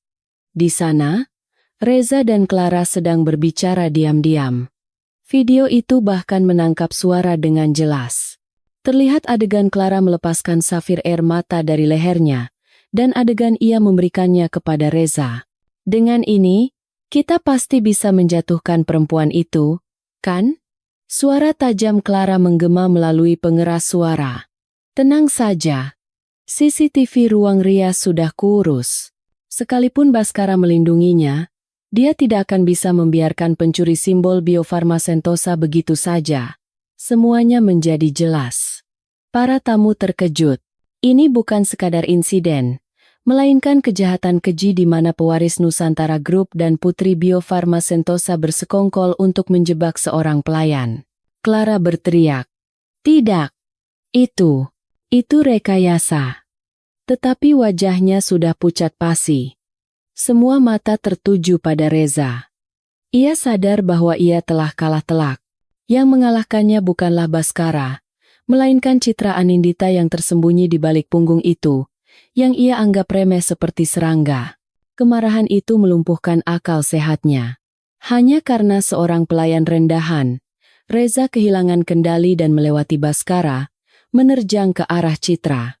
Beraninya kau padaku. Saat tangannya hendak menjambak rambut Citra, Baskara menghalanginya. Kali ini bukan sekadar pencegahan. Ia mencengkeram kerah baju Reza dan melayangkan pukulan keras ke wajahnya. Buk! Dengan suara tumpul, Reza menjerit dan jatuh terguling di lantai. Menara sampahnya runtuh, menimbulkan suara pecahan kaca yang nyaring. Baskara menatap Reza yang tersungkur dengan dingin. Dia orangku, yang kubawa ke rumahku. Suaranya bahkan mengandung hawa membunuh. Dia bukan orang yang bisa kau sentuh seenaknya. Ia melepaskan jasnya dan dengan kasar menyampirkannya ke bahu Citra yang gemetar. Jasnya terlalu besar, menutupi seluruh tubuh mungil Citra. Ia memanggil sekretarisnya, Pak Budi. Pak Budi muncul dengan tenang, seolah sudah mempersiapkan segalanya. Pak Budi. Ya? Tuan. Direktur Reza Pramoedia dan Nona Clara Santoso. Seret mereka keluar dari rumah ini sekarang juga. Serahkan bukti video ini dan safir air mata ke polisi. Atas tuduhan rekayasa pencurian dan tuduhan palsu. Baskara, jangan. Kau tidak bisa melakukan ini. Aku akan bilang pada ayah. Pada ketua dewan. Reza meronta-ronta tetapi diseret keluar oleh petugas keamanan. Clara juga diseret keluar sambil menjerit-jerit seperti orang gila. Dalam sekejap, pesta yang tadinya gemerlap berubah menjadi medan pertempuran. Para tamu, setelah menyaksikan pertarungan keluarga kaya yang mengerikan ini, mulai bubar diam-diam. Baskara memberikan perintah terakhir kepada Pak Budi. Dan, selidiki kembali kebangkrutan Pak Hartono dari awal sampai akhir. Sejauh mana keterlibatan Direktur Reza, cari tahu semua orang yang terlibat. Mendengar itu, Citra mengangkat kepalanya. Matanya bertemu dengan mata Baskara. Baskara tahu tentang kasus ayahnya. Tidak. Seolah-olah ia ingin Citra tahu. Ia sengaja mengatakannya dengan keras. Di taman, yang tersisa hanyalah pecahan kaca, makanan yang tumpah, dan mereka berdua. Baskara menghela napas kasar, menatap mata Citra yang menatapnya lekat-lekat. Tidak ada lagi ketakutan di matanya. Yang ada adalah kebingungan, kemarahan, dan emosi kompleks yang tidak bisa ia baca. Ia melihat tangan pucat Citra yang merapatkan jasnya. "Masuk," katanya pelan. "Pemandangan ini jelek." Citra, tanpa sepatah kata pun, memegang erat jasnya dan berjalan melintasi taman yang dingin menuju ke dalam villa. Sisa-sisa kekacauan pesta dibersihkan tanpa jejak bahkan sebelum pagi tiba. Namun, udara yang menyelimuti villa lebih dingin dan lebih tajam daripada pecahan kaca. Baskara tidak tidur semalaman. Ruang kerjanya berubah menjadi markas Komando Strategi Darurat Nusantara Group. Pak Budi dan para staf inti lainnya keluar masuk tanpa henti, dan telepon berdering tanpa putus. Penyerahan Reza dan Clara ke polisi bukan sekadar pertunjukan. Baskara, bersama dengan bukti video teras yang ia miliki, secara pribadi menyerahkan data korupsi Reza yang telah ia kumpulkan secara diam-diam ke unit khusus kejaksaan.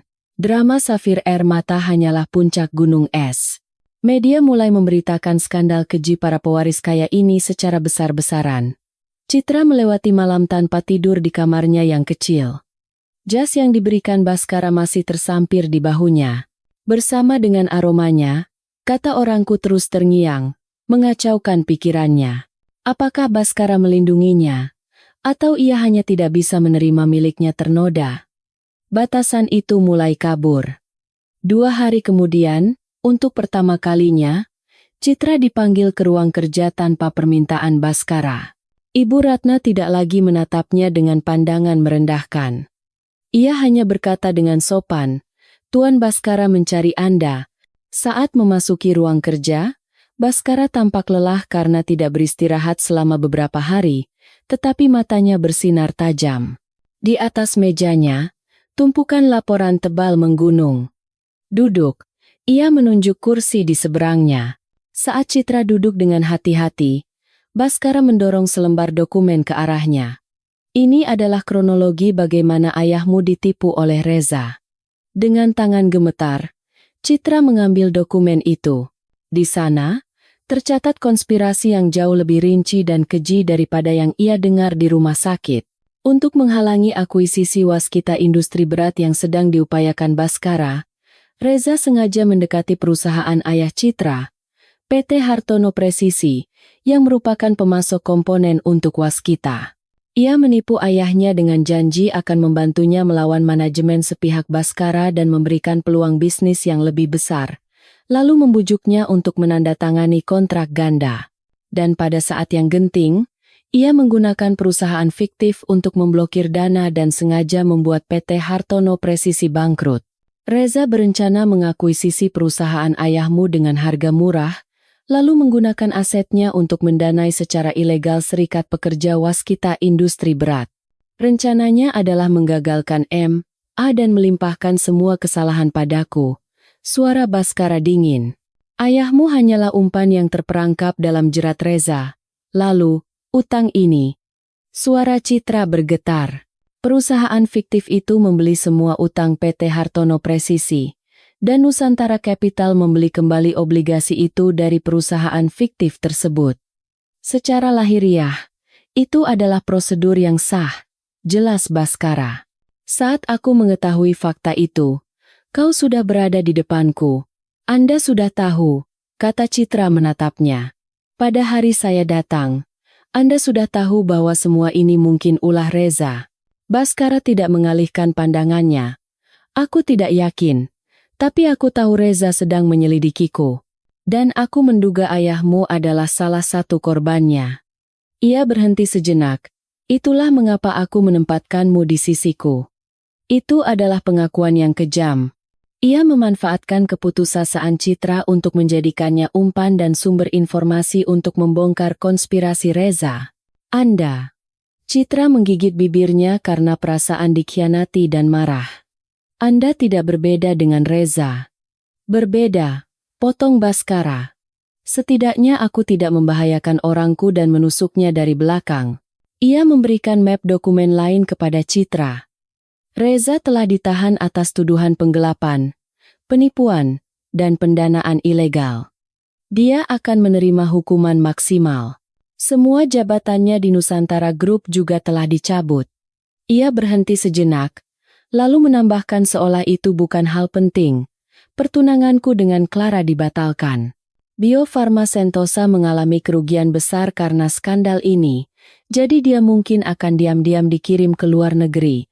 Semuanya telah diselesaikan. Orang-orang yang menghancurkan ayahnya telah diadili. Keadilan yang sangat ia dambakan telah terwujud. Namun, alih-alih gembira, Citra merasakan kehampaan. Dalam semua proses ini, ia hanyalah bidak catur. Bidak dari pemain bernama Baskara Adhiwijaya. Sekarang, apa yang akan terjadi pada saya? Tanya Citra. Suaranya lelah. Baskara membuka laci mejanya tanpa kata.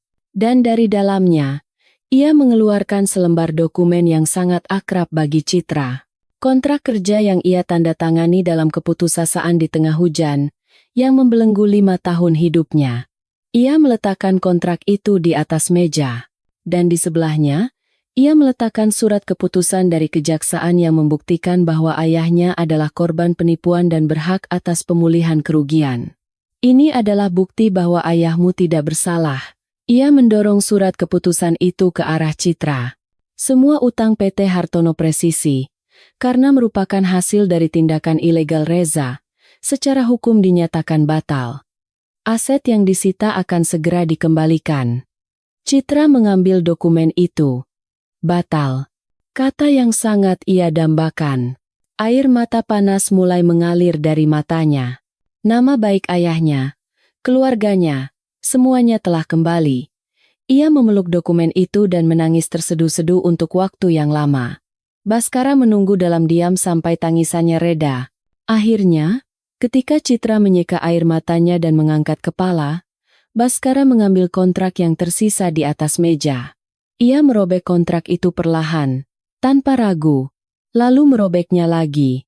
Ia terus merobeknya hingga menjadi serpihan-serpihan kecil yang tidak bisa dikenali, lalu melemparkannya begitu saja ke tempat sampah di sebelahnya. Kontrak ini, katanya dengan suara rendah, seharusnya tidak pernah ada sejak awal. Itu adalah sebuah permintaan maaf. Permintaan maaf terbaik dan paling khas Baskara yang bisa ia lakukan. Ia mengeluarkan sebuah amplop lagi dari laci dan meletakkannya di depan Citra. Ini gaji selama beberapa minggu terakhir dan uang kompensasi. Aku tahu ini tidak cukup. Citra menatapnya kosong. Semua belenggu telah hilang. Nona Citra Anindita, ia memanggil namanya. Bukan lagi kau atau milikku. Anda bebas.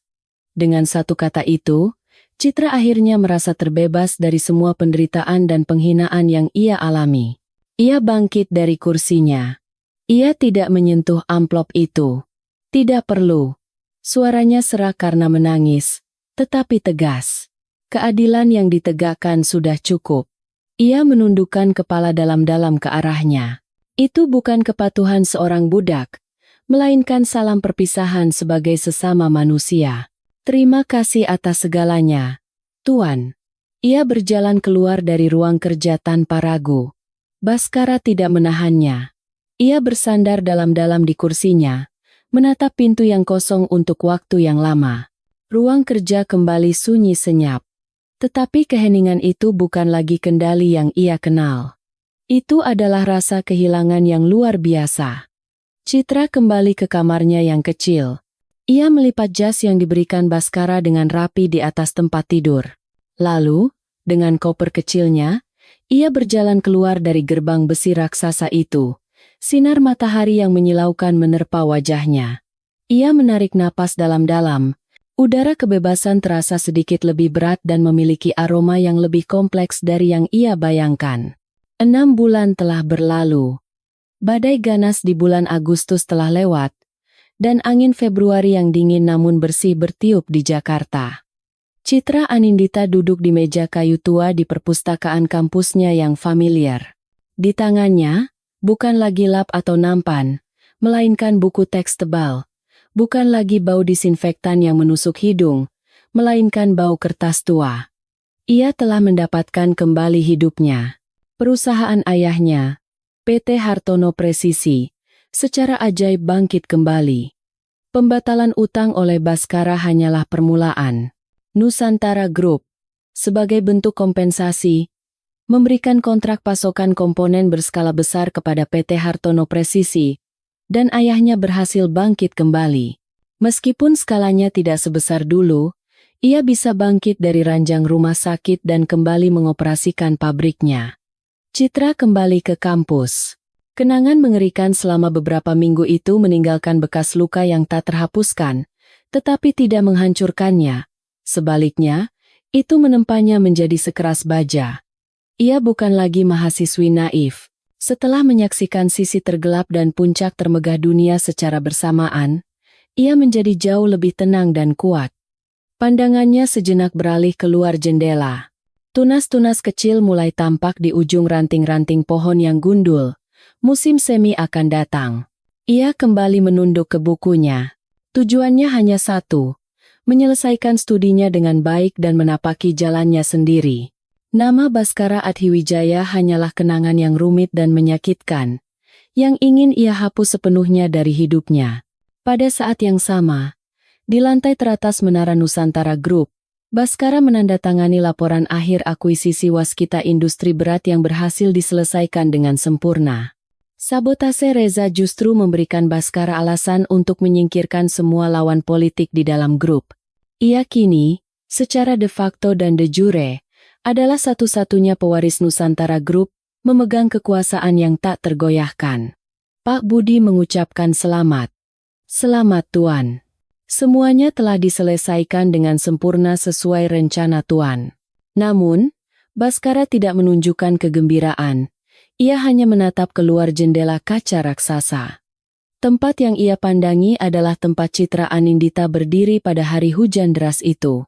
Ia memiliki segalanya, tetapi ruang kerjanya terasa lebih kosong dari sebelumnya. Ia baru menyadari setelah Citra pergi bahwa pedang yang ia ayunkan untuk meraih kemenangan tidak hanya melukai musuh, tetapi juga dirinya sendiri. Ia tidak bisa melupakan tatapan mata Citra yang tidak pernah tunduk, harga dirinya yang tidak patah bahkan dalam penghinaan, dan ketegarannya dalam menyelesaikan pekerjaan di tengah situasi putus asa. Itu bukan rasa memiliki. Itu adalah cinta, emosi tak terkendali yang seumur hidup ia pandang rendah. Siapkan mobil, kata Baskara sambil bangkit. Kita ke Universitas Indonesia. Pak Budi tampak terkejut, tetapi tidak bertanya apa-apa dan hanya menunduk. Selama 6 bulan terakhir, Baskara hanya mengamati dari jauh bahwa Citra telah kembali ke kampus dan ayahnya telah bangkit kembali. Ia merasa tidak pantas untuk muncul di hadapannya lagi, tapi ia tidak bisa menahannya lebih lama. Saat Citra merapatkan mantel tebalnya dan keluar dari perpustakaan, sebuah sedan hitam mewah terparkir di tengah alun-alun kampus, tidak serasi dengan sepeda-sepeda usang mahasiswa. Jantung Citra berdebar kencang. Ia mengenali mobil itu, mobil yang seperti penjaga pintu neraka, yang bahkan dalam mimpi buruknya pun tidak ingin ia temui lagi. Ia mencoba mengabaikannya dan mempercepat langkahnya. Namun pintu mobil terbuka dan siluet yang familiar turun. Itu Baskara. Ia mengenakan setelan jas yang sempurna, tetapi bukan lagi sang pangeran sombong dan dingin. Ia berdiri dengan ekspresi canggung dan tegang, seperti karyawan baru yang akan wawancara kerja pertama kali. Ia melihat Citra, ragu sejenak, lalu perlahan mendekat. Citra membeku di tempat. Kemarahan, ketakutan, dan perasaan yang tak bisa dijelaskan bercampur aduk, menyesakkan napasnya. Kenapa? Kenapa Anda datang? Suaranya bergetar tanpa ia sadari. Semuanya sudah berakhir. Anda dan saya tidak punya hubungan apa-apa lagi. Tatapan matanya bukan lagi tatapan abdi yang ia kenal, melainkan penuh dengan kewaspadaan yang tajam. Baskara berhenti beberapa langkah di depannya. Ia tampak terluka oleh sikap defensif Citra, tetapi tidak mundur. Aku tahu, kau benar. Suaranya rendah dan serius. Tapi aku merasa harus datang. Bukan sebagai kreditur, bukan sebagai tuan. Ia berhenti sejenak, mencari kata-kata, hanya sebagai seorang pria. Citra tertawa sinis mendengar kata-kata itu. Pria? Apa Anda lupa apa yang telah Anda lakukan padaku? Anda memperlakukanku seperti barang. Anda menginjak-injak harga diriku. Suaranya syarat dengan amarah yang selama ini ia tekan. Sekarang datang sebagai seorang pria? Sungguh munafik. Ia mencoba melewatinya. Maafkan aku, kata Baskara dari belakang punggungnya, tanpa menghalanginya. Kata-kata yang kuucapkan di ruang kerja waktu itu tidak cukup. Semua tindakanku, semua luka yang kuberikan padamu. Aku sungguh-sungguh minta maaf, Nona Citra Anindita. Suaranya tidak lagi mengandung sedikit pun arogansi, hanya ada penyesalan yang mendalam. Citra berhenti, tetapi tidak berbalik. Maaf? Apa gunanya permintaan maaf itu sekarang? Apa yang sudah terjadi? Aku tahu tidak ada gunanya. Ia perlahan mendekati Citra. Aku tahu aku tidak bisa mengembalikanmu atau memutar kembali waktu. Tapi jika aku tidak mengatakannya, aku akan menyesal seumur hidup. Ia berdiri di samping Citra, tetapi tidak berani menatapnya. Ia hanya menatap ke kejauhan.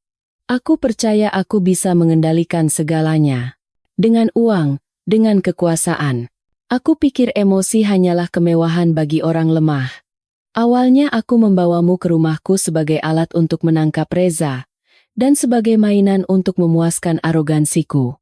Aku mengakuinya, ia mengakui sisi tergelapnya. Tapi kau tidak bergerak sesuai keinginanku. Kau bekerja di bawahku. Tetapi tidak pernah sekalipun kau tunduk padaku. Ketegaranmu itu membuatku gila, dan pada saat yang sama, mengubahku. Setelah kau pergi, aku baru sadar. Yang aku inginkan bukanlah kepatuhanmu, melainkan dirimu sendiri. Citra perlahan menoleh dan menatapnya. Wajahnya terlihat sedikit lebih tirus dari 6 bulan yang lalu, dan tersirat penderitaan yang mendalam. Apa yang ingin Anda katakan? Aku mengagumimu, Citra Anindita. Ia akhirnya menatap mata Citra. Tatapan matanya tulus. Dan aku mencintaimu. Aku tahu aku tidak pantas mengatakan ini, tapi Citra tidak bisa berkata apa-apa. Cinta. Kata yang ia ucapkan itu terasa sangat berat. Aku berutang padamu seumur hidup. Kali ini bukan utang uang, tapi utang hati. Ia tersenyum getir. Aku ingin memulai kembali. Bukan dengan kontrak neraka itu, tapi dari lembaran kosong. Ia mengeluarkan tangannya dari saku, tetapi ia tidak memegang Citra. Sebaliknya, ia mengulurkan tangannya dengan sopan. Maukah kau minum kopi denganku? Bukan sebagai kreditur, tapi sebagai pria yang secara resmi mengajakmu berkencan. Tangannya besar dan kokoh, tetapi pada saat itu, terlihat seperti tangan manusia yang rapuh.